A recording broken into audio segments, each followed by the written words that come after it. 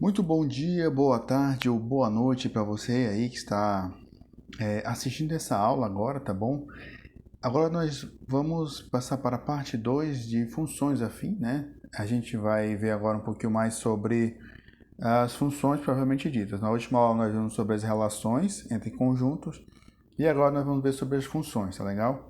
Então, o tipo de função que nós vamos começar a estudar, primeiramente, vai ser o tipo de função afim. Então, vou colocar aqui embaixo, função afim ou a função do primeiro grau, tudo bem? E aí, a função do primeiro grau ou a função afim, nós vamos entender por que ela tem esse nome de função do primeiro grau. Função do primeiro grau se refere exatamente por causa do índice da minha variável, tudo bem? Então, a minha variável ela tem índice 1, então é de grau 1, beleza? Muito bem. Então, vamos começar falando o seguinte. Vamos imaginar, então vamos colocar aqui a definição, né? Vamos colocar assim. Então, sejam dois números, e esses dois números que eu vou chamar de A e B, são números que pertencem ao conjunto dos números reais, de forma que o A ele seja diferente de zero.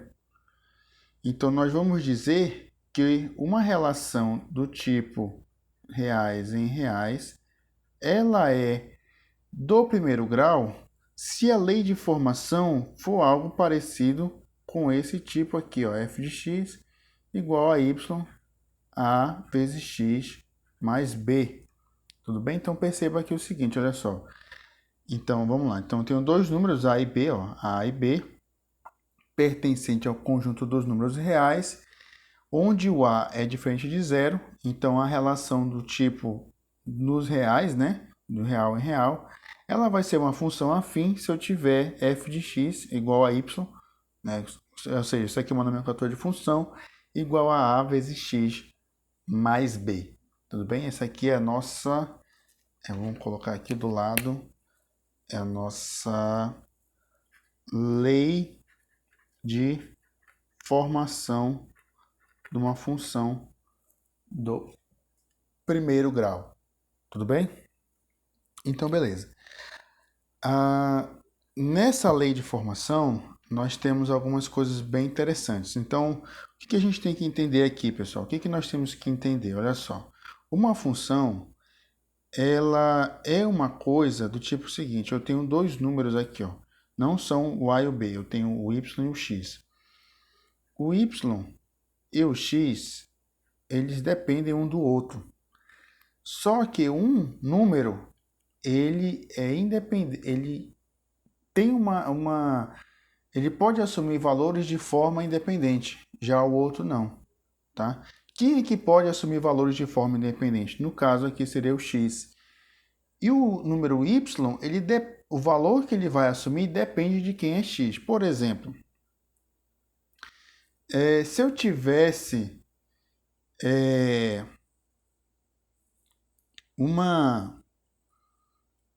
fosse montar aqui uma tabelinha lá, uma tabelinha em Excel, tá?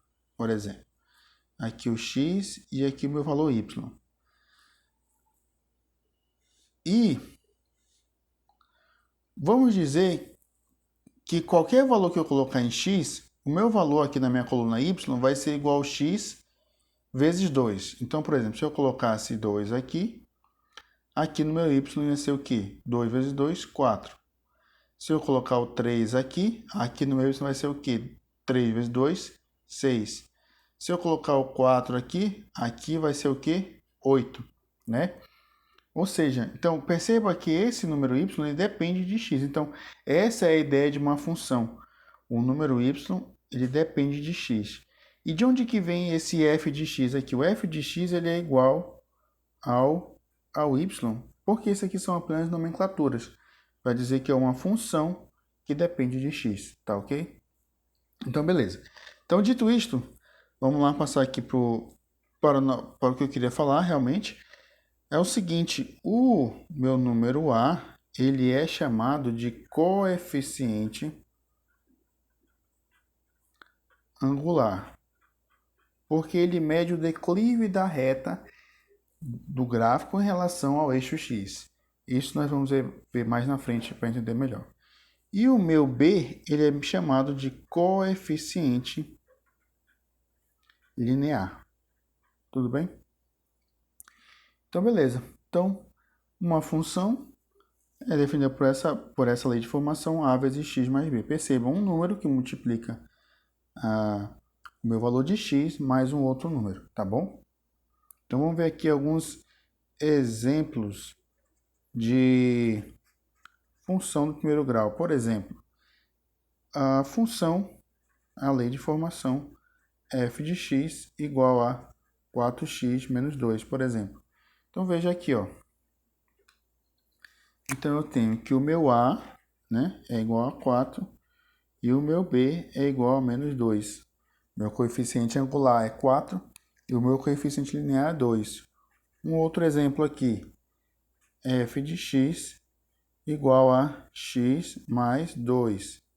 Então, quem seria o meu coeficiente angular aqui, ó? É o número 1, né? E o meu coeficiente linear é o 2. Para terminar mais um exemplozinho, f de x igual a x. E aí, quem seria meu coeficiente angular? É 1 novamente. E o meu coeficiente linear é 0. Tá legal? Então percebam aí bem esses casos aí. Beleza? Bom, vamos ver alguns exemplos de alguma aplicação prática desse negócio aqui. Então, no meu exemplo 2, eu tenho o seguinte. Eu tenho o meu valor de x, então eu tenho x igual a 2. E eu tenho uma lei de formação aqui, f de x igual a meio de x mais 3. E o que eu quero achar? Eu quero achar quanto que vale o meu f de 2. Tá legal? Então, para eu achar esse valor, o que eu faço? É muito simples. Na minha lei de formação aqui, eu substituo x por 2. Então, vamos lá, olha só. Então, vai ficar como f de 2 igual a meio de 2 mais 3. Meio vezes 2 é igual a 1, mais 3 igual a 4. Tudo bem? Um outro exemplo aqui, ó. Então, eu tenho x igual a 4,5. E aí, eu tenho a lei de formação x menos 5. Eu quero achar quanto que vale o meu f de 4,5. Como é que eu faria isso?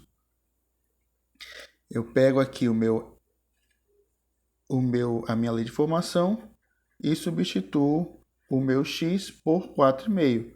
Então, 4,5 menos 4 vai dar quanto?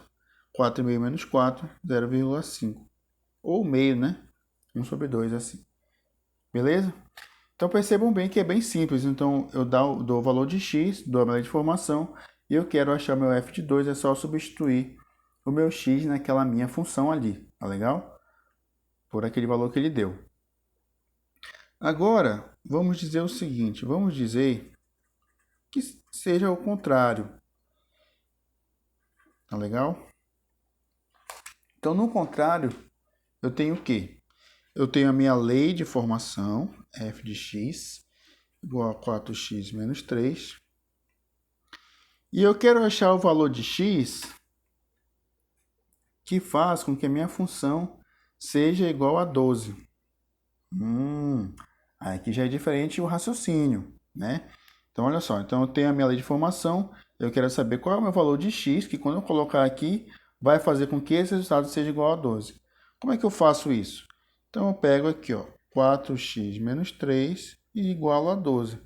Porque quando eu fizer isso, eu vou achar o valor de x que iguala esse carinha igual a 12. Então, resolvendo isso aqui, vai ficar como? 4x igual a 12 mais 3. 4x igual a 15. X igual a 15 sobre 4. Beleza? Então, esse aqui, 15 sobre 4, é o meu valor que eu tenho em x, que faz com que minha função vire 12. Vamos pegar uma outra folha aqui. Então, No meu exemplo B, eu tenho a minha lei de formação, f de x igual a x menos meio, e eu quero saber qual é o meu valor em x, que quando eu colocar, vai fazer com que a minha função seja igual a 7. Beleza? Então, é só a gente fazer o quê? A gente pega a nossa lei de formação e iguala a 7. E aí eu vou isolar agora o valor do x. Então, x vai ser igual a 7 mais 12. X vai ser igual a quanto? 2, 14 mais 1, né? Então, x vai ser igual a 15 sobre 12. Então, quando eu colocar 15 sobre 12 ali, vai fazer com que a minha função seja igual a 7. Tudo bem? Então, beleza. Agora, um terceiro exemplo é o seguinte. Então, eu quero saber qual o valor de k que faz as funções seguintes serem do primeiro grau. Ok? Então, olha só. Aqui eu tenho uma função f de x. Pessoal, só lembrando que esse f de x pode ser qualquer outra coisa, tá? h de x, g de x, mas aqui a gente usa o fx por uma comodidade apenas. Então, f de x é igual a 3 vezes k mais 9.